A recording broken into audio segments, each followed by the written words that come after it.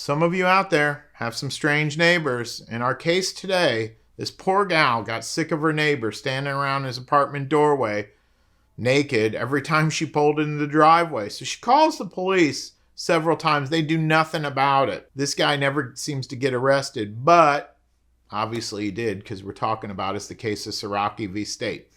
Finally, this gal just gets fed up with the police. She says, I'm sitting in my car. I'm going to wait for you guys to get here. And they do show up.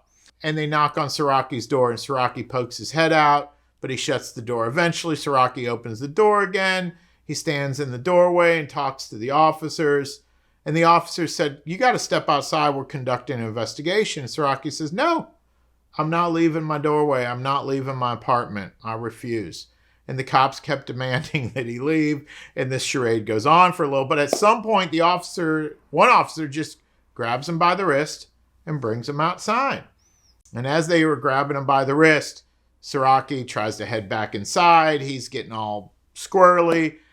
And they arrest this guy for resisting an officer without violence. Now, our question is, was any of this legal? And to answer that question, let's go all the way back to the Constitution.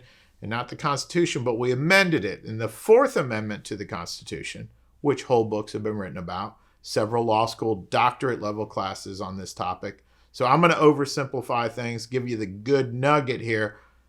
The police cannot seize someone from their home without a warrant. Did the cops have a warrant for Siraki? No. So this conviction for resisting an officer was thrown out because the cops had no right to grab him by the wrist and take him from his home for questioning. That was an illegal seizure. When you have the illegal seizure, what you did after it, that gets thrown out. And that's what happened in this case. But now I know what you're thinking. This guy committed a crime. And why couldn't they just arrest him for the crime? Well, again, let's go back to the home. The home is protected. The government cannot seize someone from their home, even if they have probable cause to arrest them. The government has to go get a warrant. You got to have a warrant. But in case you're wondering, this guy was convicted of stalking his poor neighbor. That conviction stood. It's just the appeal on the resisting. He won that. The resisting got thrown out.